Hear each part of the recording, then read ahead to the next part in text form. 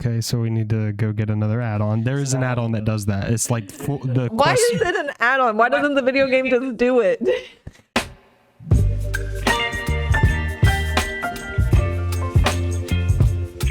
Hey everyone, welcome back to the Kayura and Mal podcast, where we are documenting our journey of my fiance trying to turn me into a gamer. For those new here, I'm Kayura, the newbie to the gaming multiverse. And I am Mal'Ganis, the overseasoned, overcooked veteran.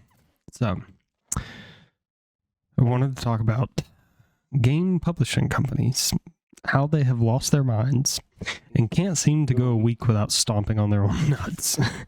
It is very depressing that people are willing to pay $170 for a high-fidelity piece of garbage that's just a season pass microtransaction-filled cash grab. It makes me the big sad. The very, very big sad. Yes. Very, very, very depressing. So I guess what's new that has triggered this, other than the same old, same old? So there's a new Star Wars game that's like to get the premium, like max premium edition.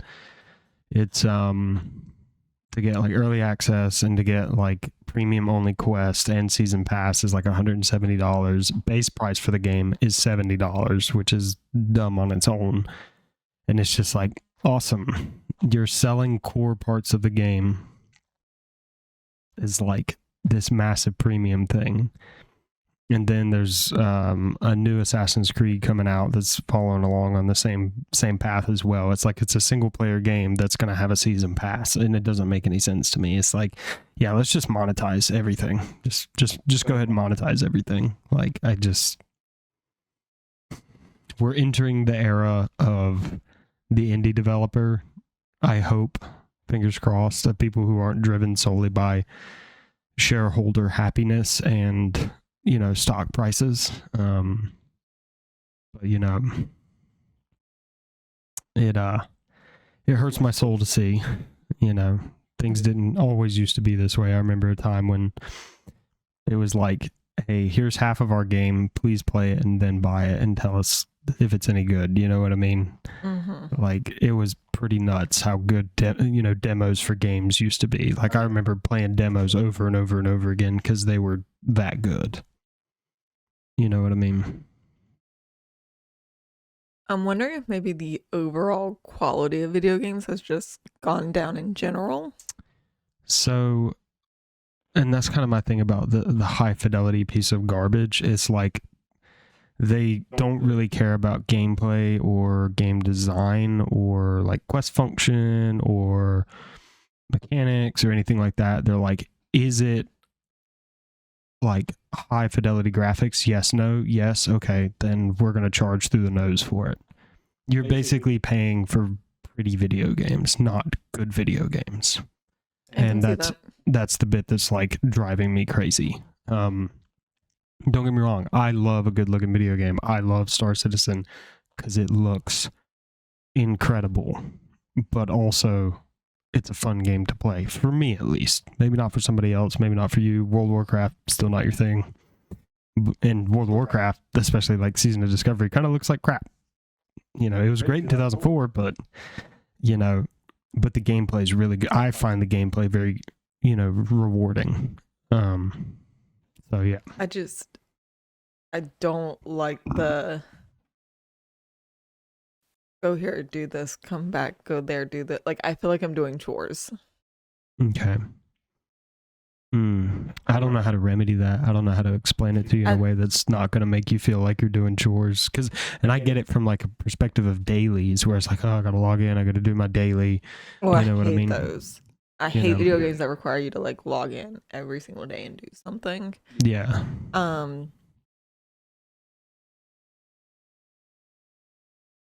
So, I don't know. It's just, I think I can see how some people could enjoy it, but I really prefer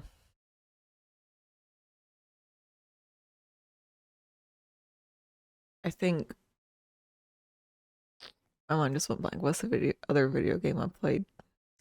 War Thunder. War Thunder. There we go. I was like, it starts with a W, but it's not World of Warcraft. War Thunder, I kind of like it because it's like, yeah, it drops you into like a particular battle scenario, Mm-hmm. but ultimately, like in planes, you could just like fly around and avoid the fighting zone if you really wanted to. I don't know why you would do that, but yes, Yeah, you are, like I don't know are why you would correct. do it, but it's like you get what I'm saying. Yeah. Versus, I feel like with World of Warcraft, like they're telling you like you have to go do this if you want to get anywhere in the game. Yeah, and you don't have to do the quests in World of Warcraft. Like you really don't. Then why are they done? Like what else is there to do if you're not doing the quest? You can do like professions, you can be like social stuff, you can do RP. You know, I mean, obviously the advantage to leveling up is you get more abilities and you can go more places. I thought the game was just to go questing. There's more to the game than that? Yeah. Then why have I only been doing quest? Because that's the core pillar of the game. Everything is kind of attached to the quest. Does that make sense? Like, I guess that makes sense. Like the quests tell the story Mm-hmm. and kind of like guide you along the path into the zones and stuff like that and explain the zones and why things are the way they are in those zones. Does that make sense? Okay, so I think I know part of the problem. One, I don't get much of the explaining, partially because I'm too lazy and impatient to read. I've noticed. I would much rather, I wish the quest were actually like read aloud. Okay, so we need to go get another add-on. There is an add-on that does that. It's like the Why quest, is it an add-on? Why doesn't the video game just do it? because in 2004 they didn't design it that way, but It's 2024. So I can't vouch for retail and why retail is the way that it is. It's laziness. It's my argument that Blizzard needs to take, you know, maybe 10 million out of their however hundreds of millions in profit that they rake in every single year, and maybe, you know, invest it in polishing the game so that they don't have to lean on the free labor of add-on creators to fix their game. Mhm. But in 2004, it was like having all of the quests in the game fully voiced would have been like incredibly time consuming. But yes, there is an add-on that we can install that can voice all of the quests, and it'll read the quest text to you. Be so much better. Okay, all right. So much better. I don't know the name of it. I'll have to Google it. But I'm also old and I like reading the quest text. It's one of the things that I like to like read along, but it's like I'm gonna skim it and get the important bits. Okay. I'm not gonna get any other details other than like, oh, it wants me to go kill 7 wolves. Let me go do that. I'm not gonna get anything else from that. Yeah, no, I mean, and that's kind of how I do. I mean, I just read the deliverable. I'm like, what do you want me to do? You want me to go do this? Okay, I'm going to go do that. You know what I mean? Well, then you don't actually get any of the other story details, like you said. So, yes and no. There's a lot of like in-world context, but also like I have the World of Warcraft brain rot, and my depth of knowledge is just so deep that like I kind of know what's going on. You know what I mean? Does that make sense? Like you are completely fresh to it, especially in Season of Discovery. So, but retail's just, I think retail's just a lot for a new player. So, but yeah, back to your rant. Back to my rant of apparently now they're wanting to use generative AI to start making a lot of video games, which I think, if I understand it correctly, is code for we want to cut labor cost to still produce garbage.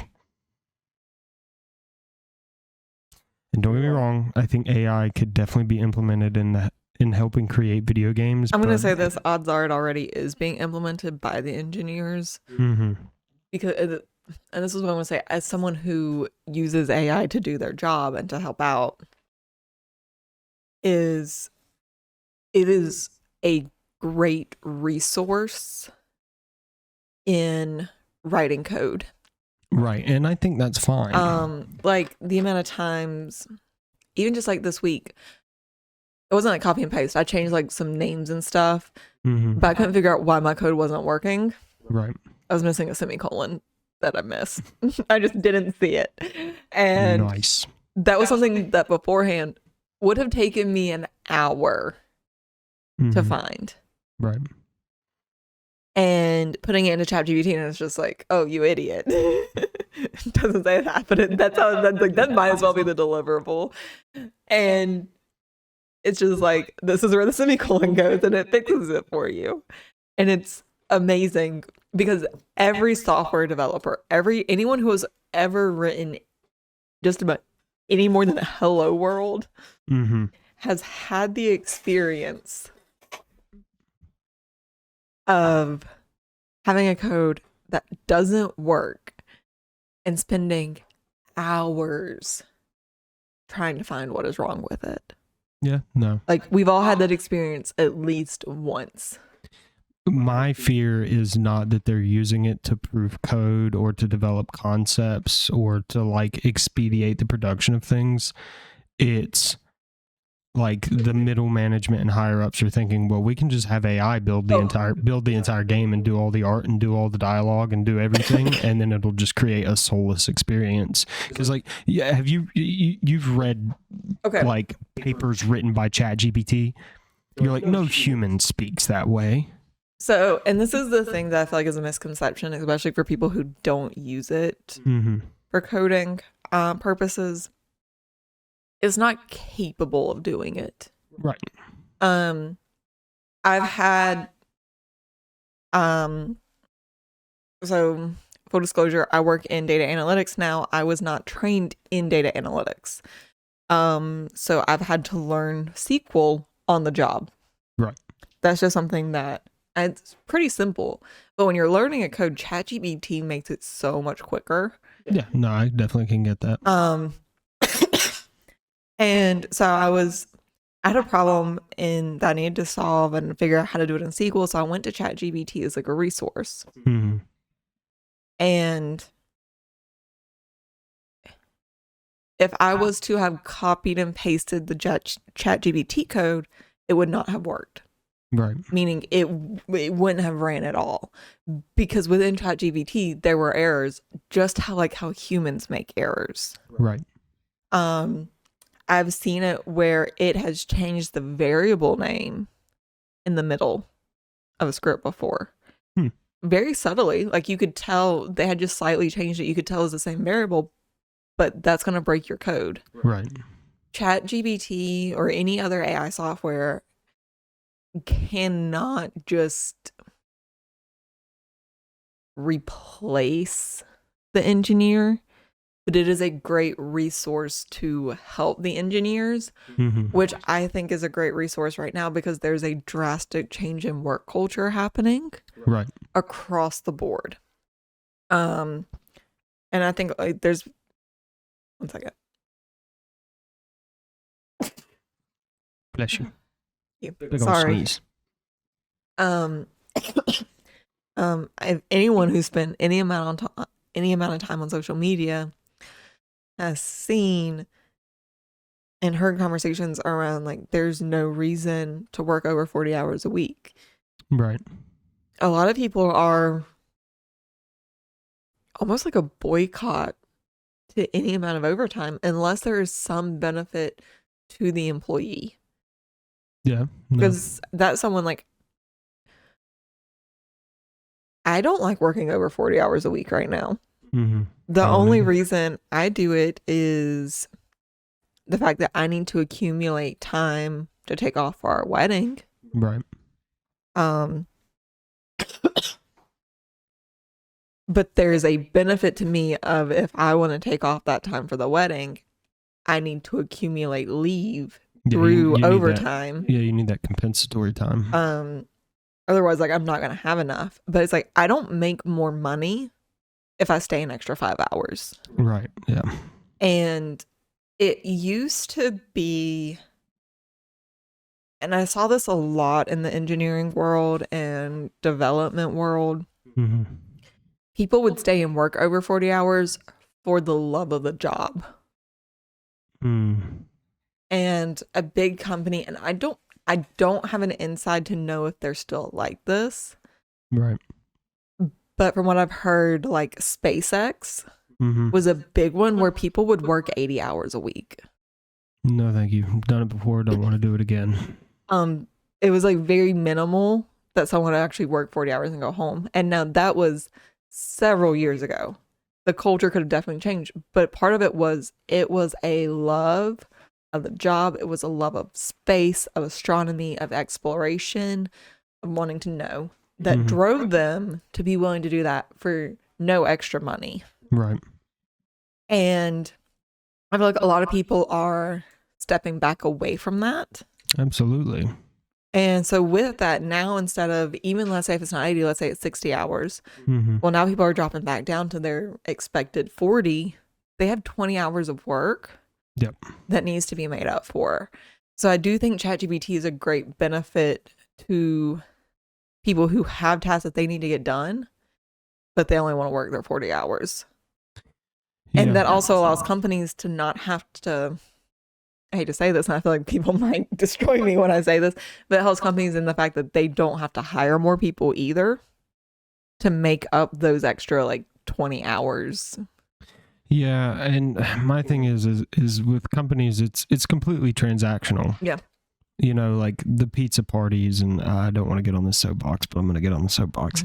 It's like pizza parties are the please don't form a union, you know, thing. It's like there's all these different things, you know, that they do really to exploit workers to the maximum level. And I get it. Like there needs to be an incentive for the employer to have the employee, so the employee's not going to get paid 100% of their value. But like, even if you're making 95% of your value, you're doing pretty good, you know. But like the corporations, they want you to only make 10% of your value, and they want that other 90%. That's their mindset, and that's their culture, and that's where I'm like, the whole system starts to break down, and it's extremely prevalent in the gaming industry. You know, if you listen to stories from people like Thor from Pirate Software, he's like, we worked 80 hours a week. All we did for 2 years straight was work overtime. Yeah. He said he went to a normal job where he worked 40 hours a week, and he was like, I'm accomplishing nothing. Like he didn't realize like how abused he had been. Yeah. You know, and I don't think that's okay to treat people that way. And that's something I feel like the gaming industry has, up until this point, I feel like they have flown under the radar with a lot of their... Because it was for love of the game. A lot of people did what they did for love of the game. They did it for the love of the game.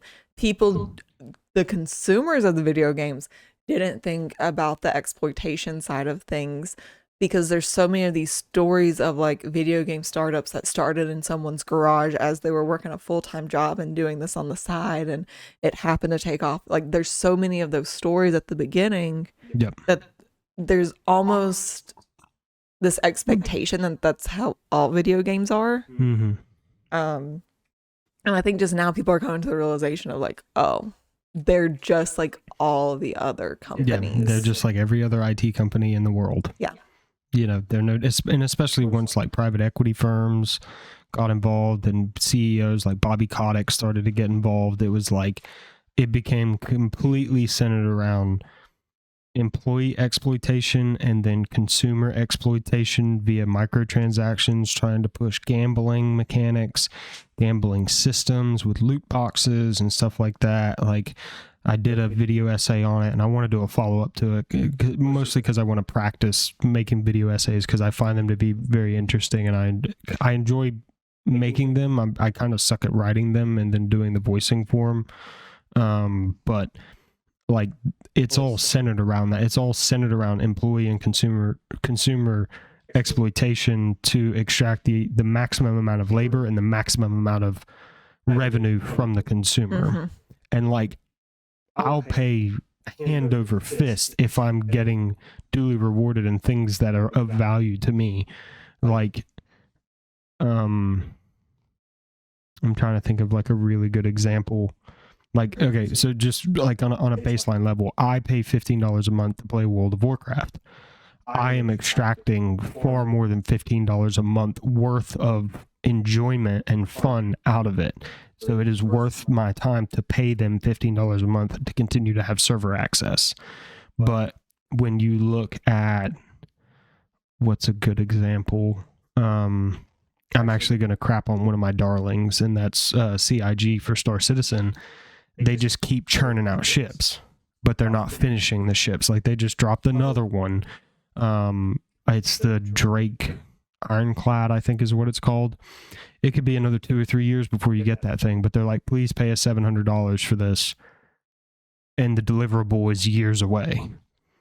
It's like, and that's what frustrates me with CIG. And I'm 100% like, I'm huffing the copium because I have a Polaris and I have an Arastra that's on order right now. That's well over $1,000 worth of ships that I'm still waiting on the deliverables, and I'm even more coped out of my mind because they just moved the Polaris to gray box and had it staged in the convention center for the Invictus week, and I literally got to stand next to the ship, and it is massive, and I'm like, oh, it's happening, like it's coming to reality, it's coming to fruition, you know what I mean? So it's like it's a fine line to ride. Does that make sense? It's a very, very fine line to ride. You know, and I think game developers and those companies should be rewarded when they produce excellence. Elden Ring, prime example.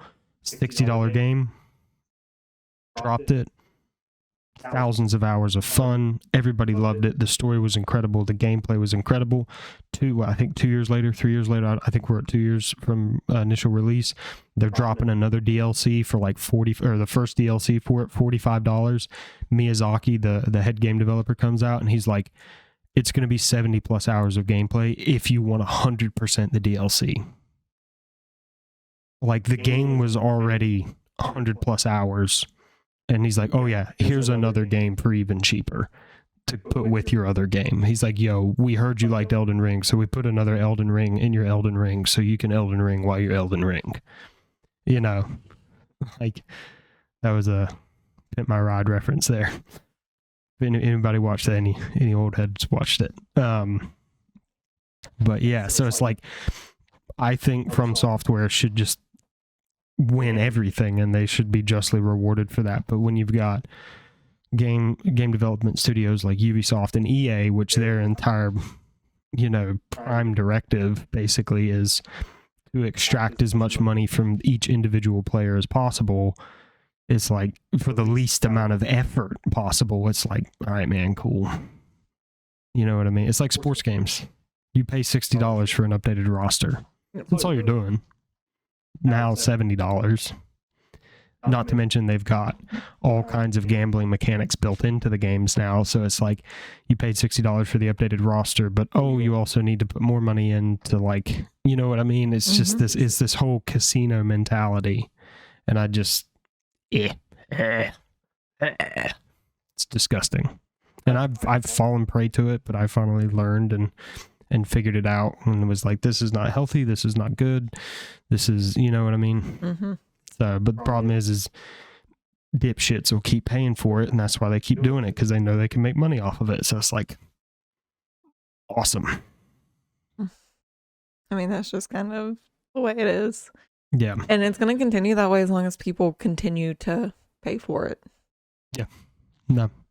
100%. You know, and once, I think with the rise of the indie developer, you know, you look at, I think the developer for Baldur's Gate 3 was really considered a AA development team or a single A development team. You know, and then you look at these other smaller indie devs, like the guy who made,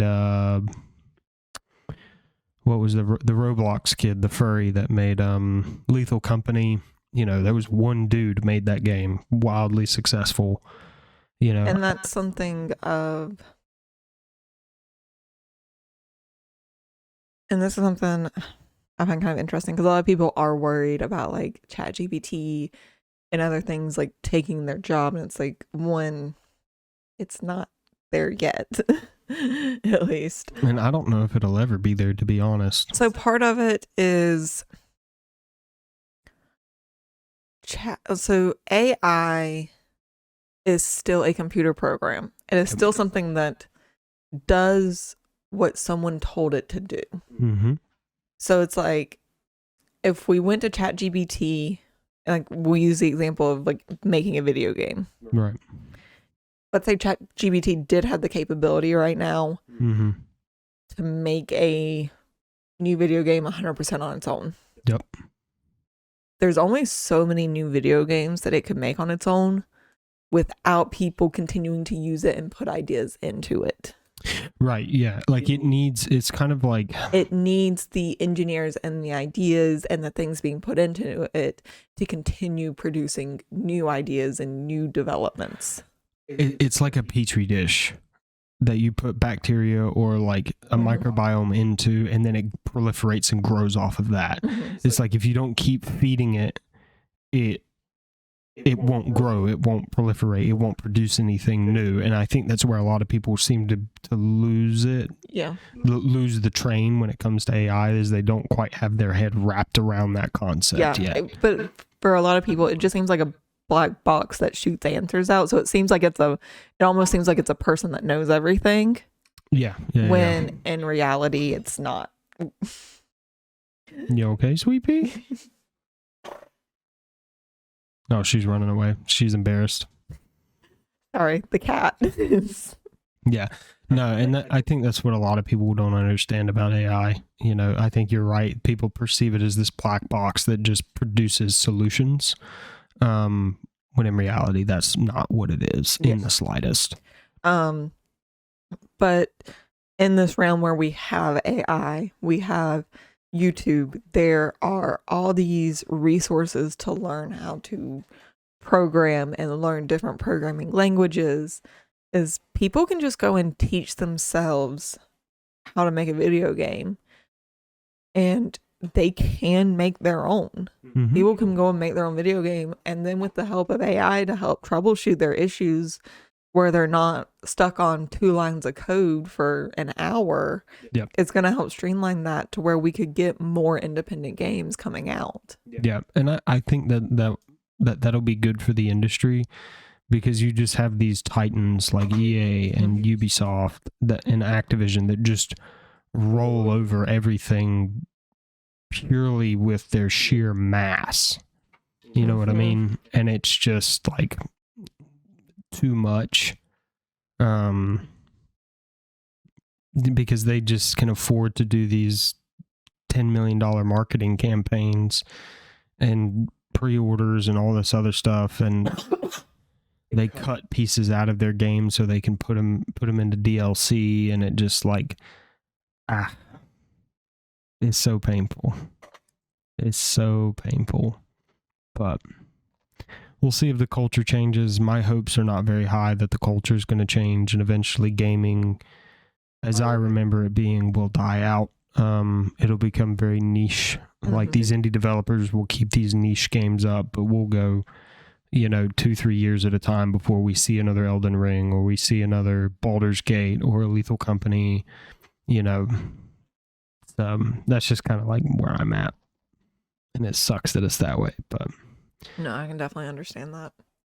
I think Blizzard's been hitting some W's. I think Microsoft has changed a lot of their culture, where they basically were like, they took teams of people that were passionate about the same thing, and they just went, okay, go make it.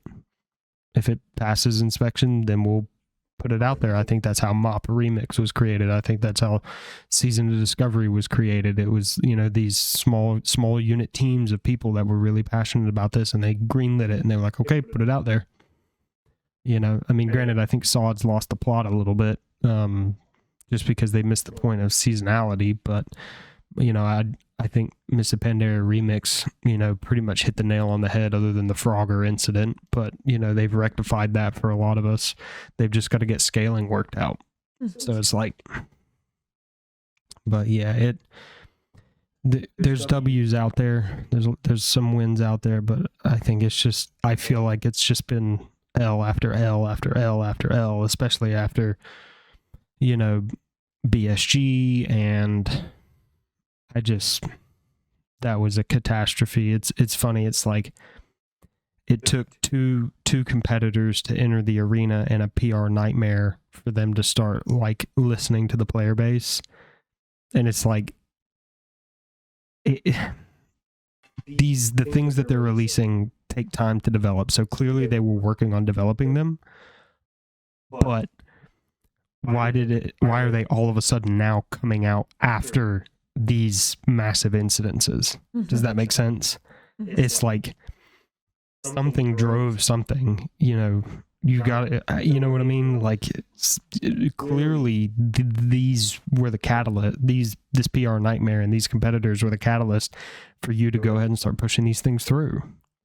I mean, that has to be how it is. Well, it almost reminds me of the article about Target lowering prices back down. Oh no. Yeah. That was rough. That was a rough read. So effectively, you guys were overcharging. You didn't have to charge that much, but you did anyways. And then you reached a point where no one would pay for it anymore, so you started to lower the prices again.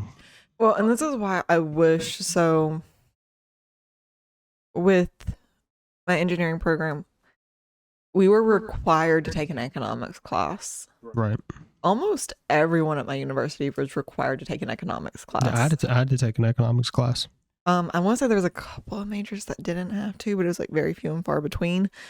And I wish that was a class that was required to be taken in high school. Definitely could definitely be like simplified down to what I learned in college. But like everyone needs to learn of like, if you're willing to pay this price, companies will charge it. There's nothing saying that they can only make so much profit. Yep. Like, if you're willing to pay it, they can charge it, and they will. So you have to be able to go, we're not willing to do that. Yep, we're not willing to pay it. And if we're not willing to pay it, they realize if enough people do that, they'll realize they can't charge those prices anymore. Yeah. That's how capitalism is supposed to work. But I feel like a lot of Americans just don't realize that. They think of like, oh, the company charges me enough for them to continue operation. No, it's like their profit margins are massive. Yeah. And that's what they've tried to do with video games. And I get it, probably in the late 90s going into the 2000s. Well, probably late 80s going into the early 2000s. The profit margins for video games were not very large. It cost a lot to develop them. But now we've kind of reached a point where it's like you guys are just pushing junk through so fast and slapping a massive sticker price on it. Like, you guys clearly are making money. If we look at, quarterly earnings statements and, the earnings reports that are published publicly, you guys are making some money. Why are we producing little boxes of garbage? Well, and part of me too, what blows my mind with companies is this idea that like profits have to continue to increase. Because part of it is like profits are what are left after everything is said and done. After you paid your employees, after you paid for supplies, paid for shipping, like that is what is left. What are you doing with the money? Well, and here's a good example of how the profit margin has only grown. I have not physically bought a game disc in 8 years. No. Probably 6 or 7 years. I've not physically bought a game disc. Game developers don't need to produce game disc anymore. Now, would I like them to? Yes, absolutely, because you get to physically own your game and they cannot take it away from you if you don't pay some arbitrary subscription price. But it's like, okay, you're not having to pay to create physical copies of it anymore. It's just the software. You only have to pay the publishing fee.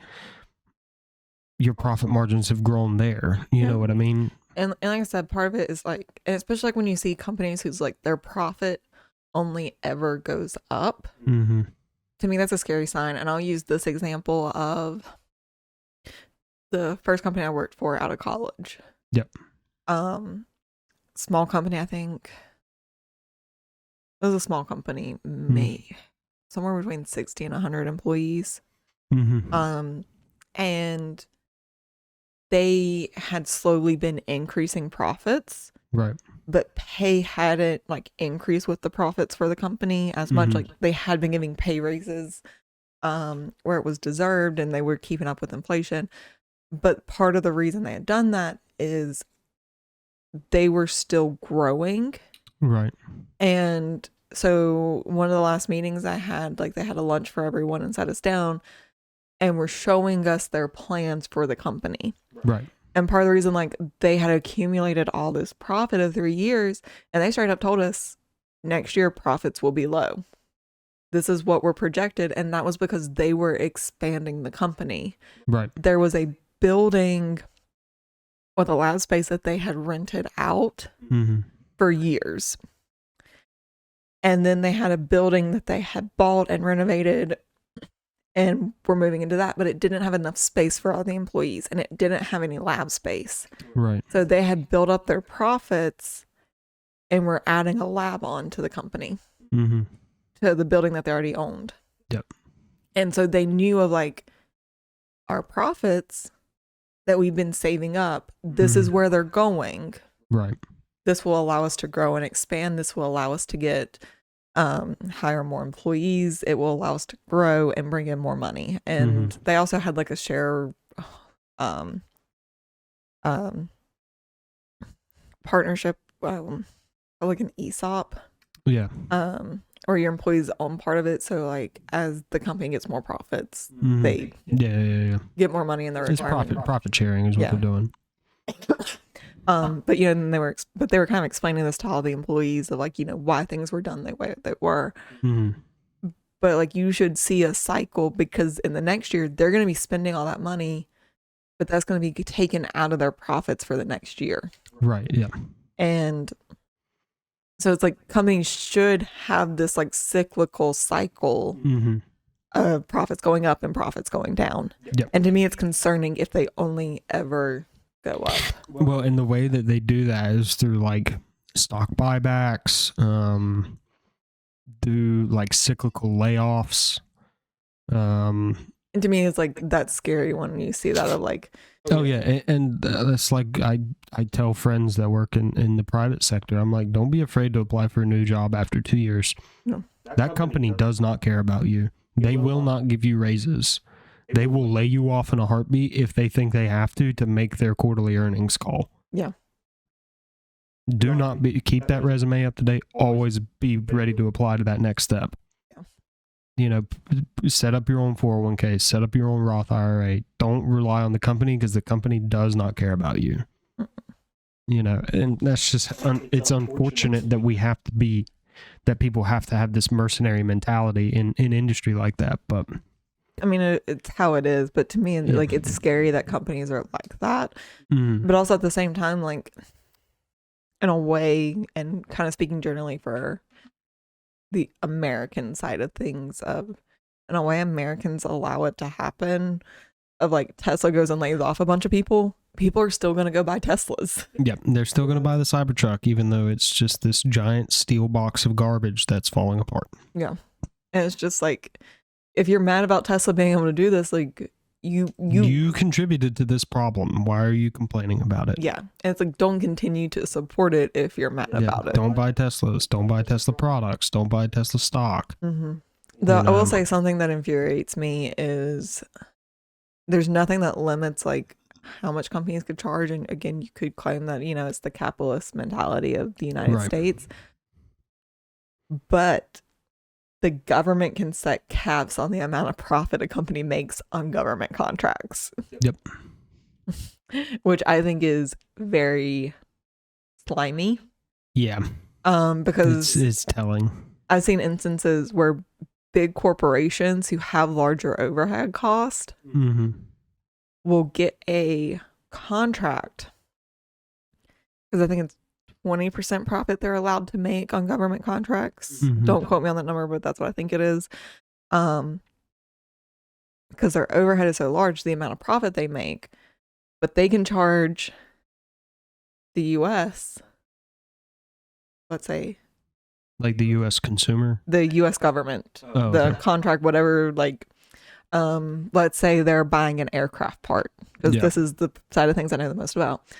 Boeing can give them a quote to do each part for $20,000, and they make, what would that be, $4,000 off of each one. Yeah, that's their profit after they pay all the staff and everything. Yeah, a smaller company that has less staff, maybe they're in a smaller area that has a lower cost of living, could give them a quote to do it in $10,000 a part.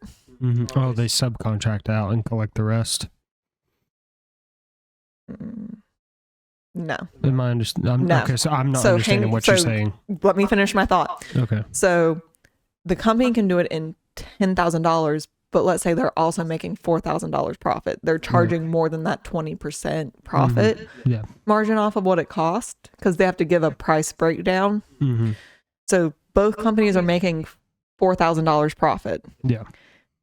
But one company is making more than the 20%. Even though it will save the U.S. government more money, they will go with the Boeing contract. Okay. Because it follows their rule of 20% profit. But if the other company only made $2,000 profit, I'm estimating numbers here, that would not be enough reserve for them to stay open and keep employees employed during the slow seasons. Yeah. And that's coming from, I did an internship with a small company, and they needed to make more profit, right? Because they had slower seasons where they were like, they had no cleaning crew or anything, right? And so they had slower seasons where they needed money in reserve to continue to pay their employees. And I mean, they would be paying their employees to like sweep and mop the floors and clean the bathrooms on those days. Right. But they needed that money in reserve. So they needed to make the same amount of profit, even though they could do it for a cheaper price. Right. And provide the same quality of product. Okay. Yeah. Does that make sense? Yeah, it makes sense. But the government would spend double the money. It's just, and the government doesn't care because money's not real to the government, but they'll just raise taxes, right? Yeah, they'll just raise taxes. Or borrow it from Social Security. Yeah, or borrow it from Social Security. How do you think we put man on the moon? The moon landing was real. Come at me, flurfs.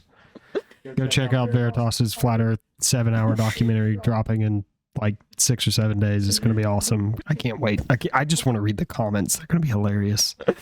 The sad part is I'm probably going to put it on play one day at work and just... Oh, yeah. Yeah, it's going to be awesome. So, but on another note, I really want to play Star Citizen, but as the first first 3/4 of this podcast has been, I am on a game dev and game publisher hate train, regardless of how much I love their creation right now. And it makes me sad because I am foaming at the mouth for my RSI Polaris. Like I said earlier, they had it in gray box in the convention center for Invictus Week, and I am hardcore huffing the copium for Star Citizen. Everyone said I was a madman in 2015. Now look at them, loving and praising the game. You know what I mean? It's like everybody said I was crazy.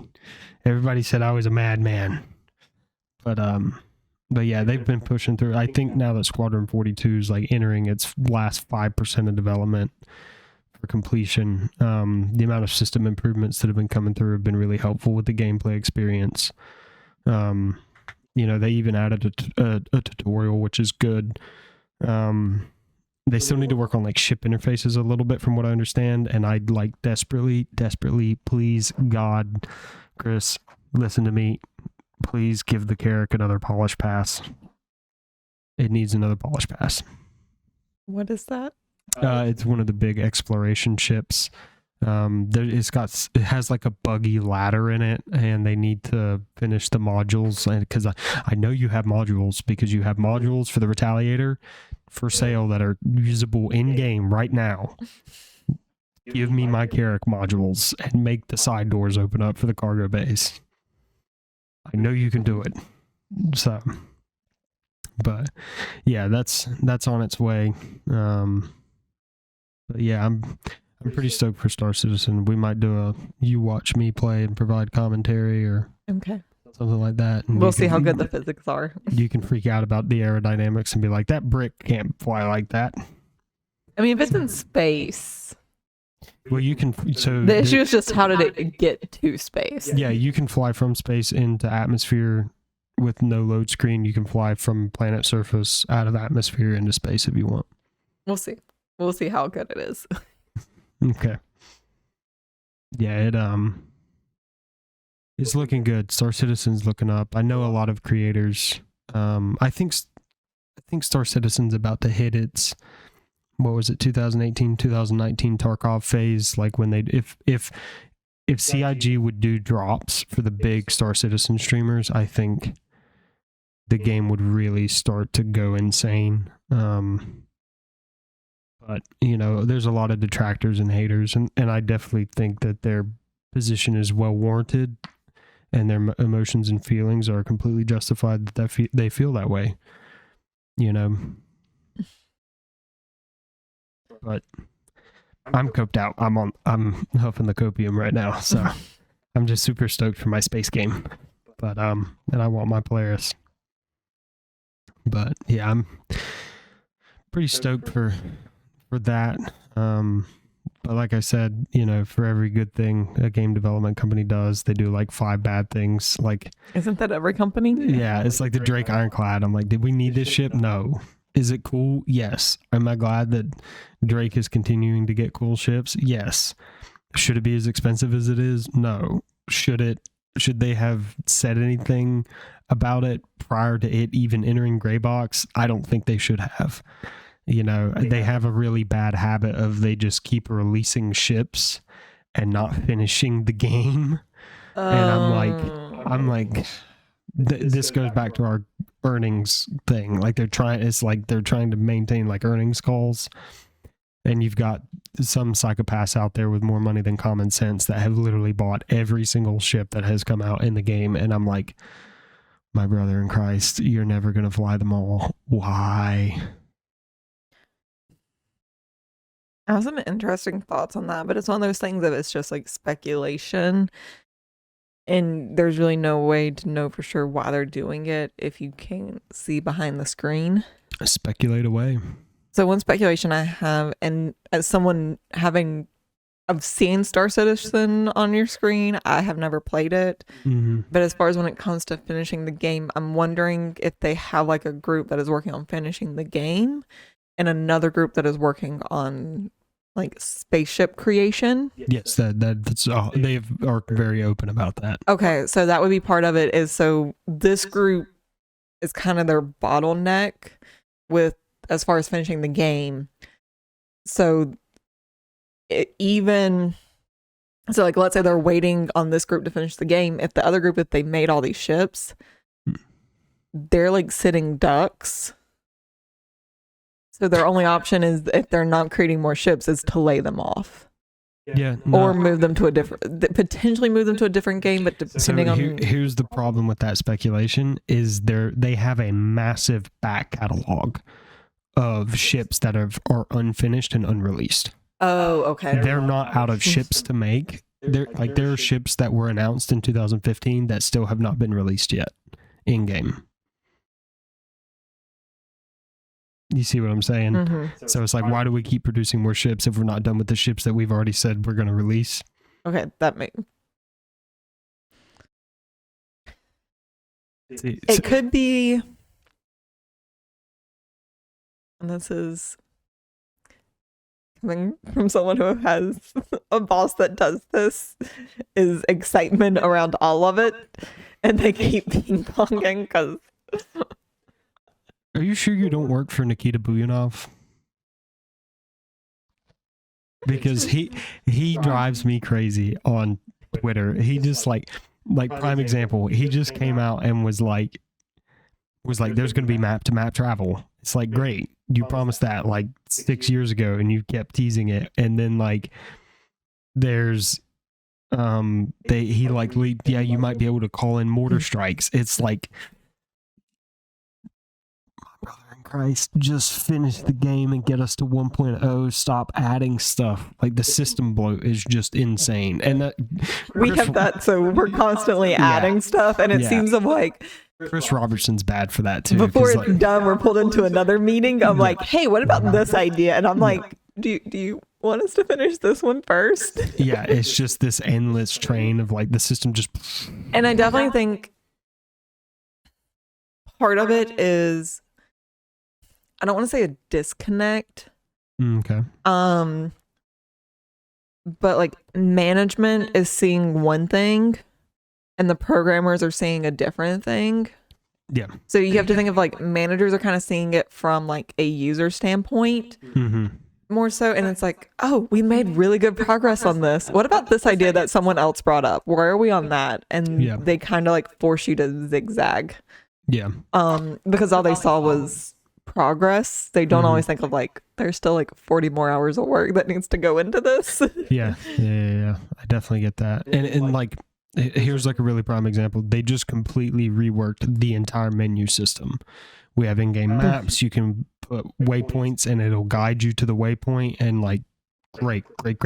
Should have had it 5 years ago, but we finally got it now.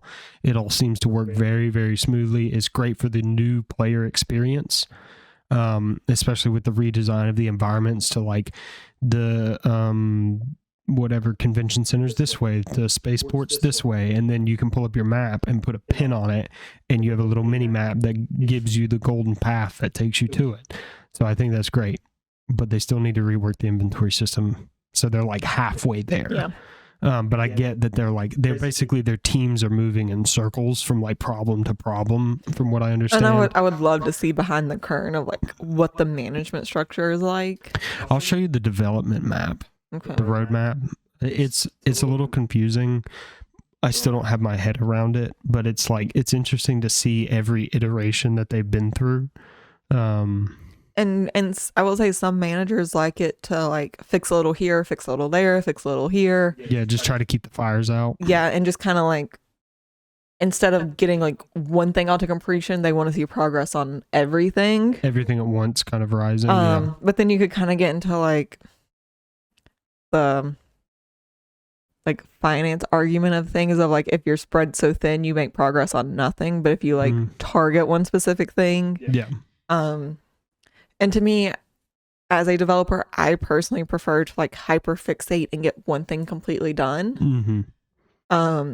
Because then it's like something is off my list. Yeah, it's a psychological thing. And then also part of it when you're programming, okay, I'll use ships as an example. Okay, like I got halfway done on this one ship. Let me go work on this other one. Yeah. Okay, I got halfway done. Let's go look on this other. Let's go work on ship number 3. That's halfway done. Okay, now let's go back to number 1. Now I have to spend time remembering what code I wrote. Where am I at? Like you have to spend time just getting caught back up. Yeah. And from what I understand, I think it was 2-3 years ago. It may have been longer than that. They had a bunch of people leave the company. Like a bunch of the ship designers left the company, and that's like, it delayed the Banu Merchantman. That makes a lot of sense. It delayed the frigate they just released or is about to release. But yeah, it really hurt the ship development core unit. Yeah, I completely get that. Especially again, programming is like writing a paper. Let's say I wrote a research paper. Yep. Imagine if you tried to pick up halfway through completing the paper. Yep. It's not always easy to pick up where someone left off. It's not impossible, but you have to go back and figure out where were they at? What were they doing? Yep. How are they writing this code so I can seamlessly combine them and align them? And I mean, just the other week, they had reached out to one of my coworkers about I had accidentally made a mistake when I was making a change, and when it wasn't working the next morning, they had reached out to one of my coworkers because I wasn't in the office yet. It took her an hour to figure out even why it wasn't working, let alone that how to fix it. She had an idea, and she literally told me, she was like, I was at the point of like, screw it, I'm gonna go change it here. And then I got there and she messaged me and I immediately knew what the issue was. Right. And I told her, I was like, oh, because it was in Power BI. I was like, I created the relationship between the wrong column. It needed to be to this column over here. It's just like, oh, I did not even see that. I was like, I had it fixed in under 5 minutes. Nice. But I had created the code that creates the tables that fed Power BI. Right. I had solved that issue months ago. Mm-hmm. And it was just when I was reworking things to simplify and actually help the dashboard run a little bit faster. Right.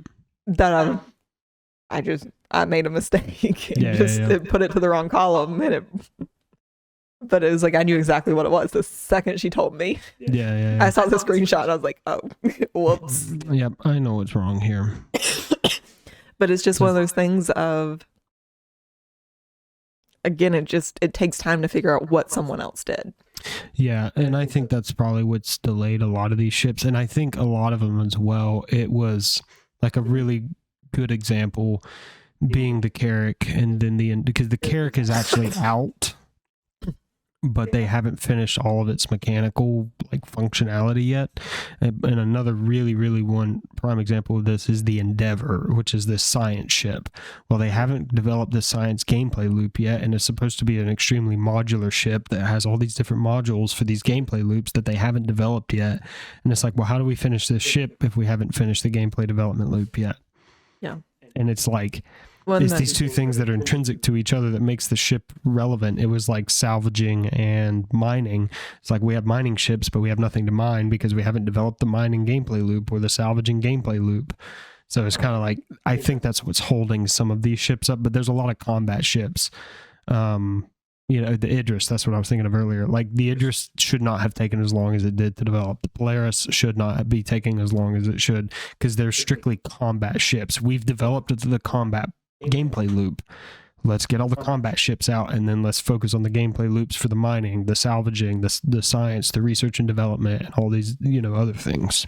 Well, and this is something that, and this is a very, very general statement, not always true, but what I've seen is it seems like a lot of people in management are actually people with business degrees. Yeah, they have no idea how to create a game. They don't know how to create a game. They don't know coding. They don't really know the DevOps procedures and the correct way to go about it. And that creates a lot of issues because they're trying to treat it almost like a finance company and managing it that way. Yep. And it's like, and I do think there is some benefits to the company having it that way because you get very interesting perspectives and new ideas. Right. And maybe that's just something where I work in analytics. It's can be beneficial having managements with a finance background. But if there's no one there who has a development background in management, like it's hard to know the right order to do things in. And I almost feel like you need 2 managers for that role. Yeah, like personnel and talent management is incredibly difficult. Especially like even in my profession, it makes life tough. And that's something to a lot of developers who know the right order and procedures to do things in. They don't want to be managers because they don't want to manage people. They want to be left alone in their office. And they want to work on their passion projects. Yeah. So it's sometimes also hard to get managers who have DevOps backgrounds. Yeah, I definitely feel like it's 2 very different skill sets that are hard to find within the same individual. Yeah, it definitely is. Sometimes I wonder, because for me, like I have a very interesting background, and I remember when I told my boss, I was like, I don't want to go into management. He was kind of shocked. But you're such a people person. It's like people persons don't want to be managers, and people who aren't people persons like need to be managers. You know what I mean? So it's one of those things, because even like my former boss, I told her, I was like, yeah, I really don't want to go into management. She was just like, you should go into management. I was like, I don't want to. And part of it is it's weird because I love interacting with people. I still really enjoy like the programming and that side of things. Yeah, you like it's like being a tinkerer. You like working with your hands. Yeah, and sometimes I think it might be a little bit of like imposter syndrome that holds me back from wanting to do it, but it's just like I would much rather go like a senior engineering route than into a management route. Yep. But I do feel like I'd have the benefit of like with my teaching background, I basically had to manage 30, 15-year-olds. Yeah. So in a way I do have some management background, plus I have the DevOps background. Yep. That would allow me to kind of Yeah. maybe do a halfway decent job. I have a hard time saying I would be a good manager. I think you'd be better at it than you think you would. I don't know, but because a lot of people just want to be listened to. I definitely I don't. You don't feel like you're an active listener? Is that what it is? Because you are a very active listener. No, it's not. I think that's my concern. Is I feel like there's this huge perspective that managers aren't listeners. That they're more so just like telling people what to do. That's definitely the outside perspective. So I don't know. I still have several years before I'm even. Yeah. Well, and a lot of it, I think managers should have a very deep understanding of the people that they're managing in terms of what their skill sets are, what they're actually working on. Because one thing in my profession is they'll just put somebody in charge that has no clue what is going on. They don't understand it, but they're in charge. It's like, who's really in charge? You know what I mean? Yeah. And that happens a lot of places. And I think that is big in the software world of like. Yeah.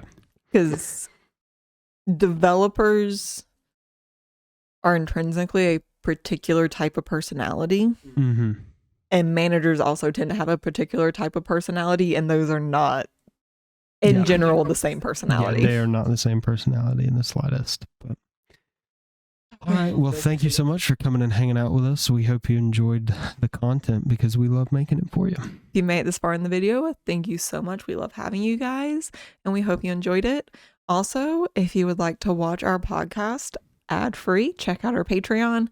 We don't have much other content other than just ad-free access to the podcast. We're playing around with bonus episodes and like behind the scenes things and stuff like that. If we could get some feedback on what you guys like and dislike, that would be super helpful. Also, just to let you guys know, even though we have over 1,000 subscribers, we are not monetized on YouTube yet. So also subscribing to the Patreon would just help us out and allow us to continue filming the podcast if you would like. We need a new backlight. Our cats are mean. Thank you so much. Bye. You whip up my appetite. Don't leave me here.